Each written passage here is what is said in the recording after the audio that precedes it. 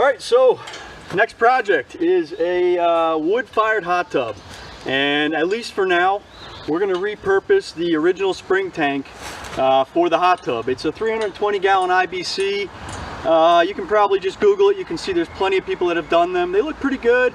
You're going to be cutting the frame and rolling over the plastic, and I'll show you that in a time lapse, but it's going to go right over there. I got to get rid of a dead tree real quick, and probably going to snip some of this other stuff so we can get our view back, but it's going to be pretty cool. We got the heater from Nomad hot tubs. They are an outfit out of Oregon. Really nicely built, stainless steel. It runs on propane or wood, and a really cool little unit. One little disclaimer, not sponsored. They're shipping to forever, so if you do buy one, it is US made, which I like to support US companies, but it took about a month to get it. I don't know if they build it per order. I don't know how that works, but I'll show you that in a minute.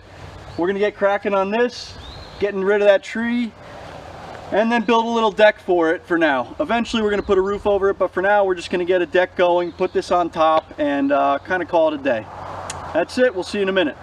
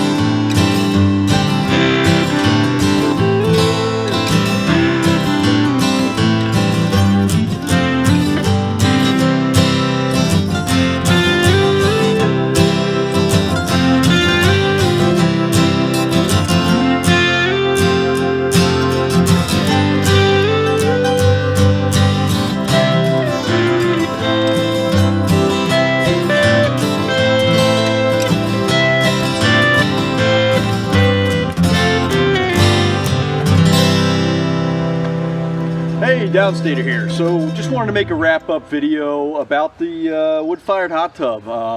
One thing I didn't mention before, it is also, you can also run it on propane. So last night we had the whole family in there, and we did do it on propane because I don't really have it set up properly for wood right now.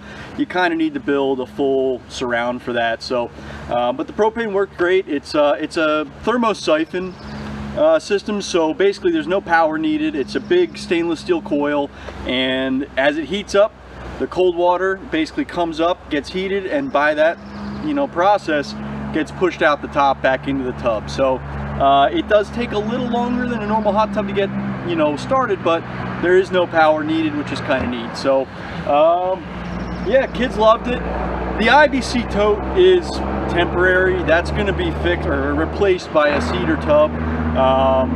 My good friend has a sawmill, and he's going to be cutting us some cedar planks to do a nice kind of circular, much bigger tub than this. Probably in the next, I don't even know, probably next month. He's pretty busy, so we're kind of just letting him do his thing. But for now, the IBC Tote, if you have one kicking around and it's food grade, it didn't have any nasty chemicals, it's a great option.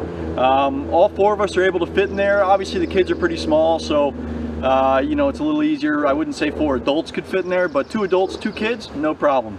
And yeah, holds water well. It actually holds the heat pretty well, and I think it looks pretty decent, and we were recycling, which is always great. This used to be our spring tank down at the bottom there, and once we replaced that, it served this purpose, and it will for a little while. So yeah, did a quick plywood, pressure treated plywood top, and also curbing around the top. Again, just temporary. It's just to kind of make it safer for the kids to get in and out and keep the rain out, keep the bugs out, stuff like that. Some steps. The patio or the deck is not permanent. We were kind of kicking around the idea of where to put it, where to keep it. So it might not stay here. That's why the deck right now is not permanent. If we do decide to keep it here, we're probably going to build a roof and also anchor it down. Right now it's sitting on piers in the front, and a strong wind with a roof could knock it over. So that's coming in the future as well. So yeah, that's all I got. You can do this a lot of ways too. You don't need to buy one of these thermocoil heaters. You can do a $100 propane water heater off of Amazon. You can do a simple coil sitting in a campfire with a pump. They work well too. So there's a lot of ways to do this, and it was very nice and enjoyable to use last night. So I would highly suggest any of you out there, if you have a camp or something like that, or even your home, you don't need to spend $5 grand for a hot tub. This thing has cost us a total of $300 so far, and it was a delight. It was really nice to have last night. So, and we're going to enjoy it for a long time. Let me show you quickly around, and then we'll wrap it from there. If you have any questions, comments, if you can leave a like or a subscribe, that'd be great. Hold on one sec.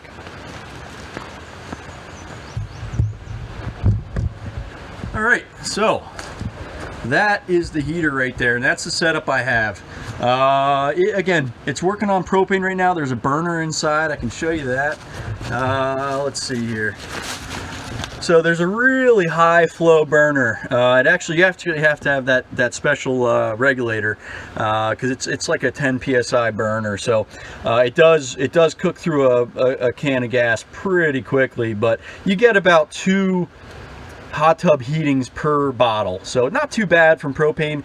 There's basically no smell, there's no smoke. It's, if that's what you want to do, have at it. It works the same. So basically the cold water enters from the bottom right there, goes through the coil, gets heated up as it's going, and it lifts it by itself and then comes right back out. One thing you can do, and I've seen people do this, is add a circulation pump onto the cold side down there, and that will actually much improve the efficiency of this system. It'll speed up the heating tremendously. So I might do that. I might add solar out here. I'm already, I already have solar over there. We're big on the solar here, so, and I'll be doing some videos on solar soon, but that's something I might do. If we add a roof, I'll put a panel out here probably and add a circulation pump onto this. So that's all I got. Thanks for watching, and yeah, do one of these. They're great. Take care.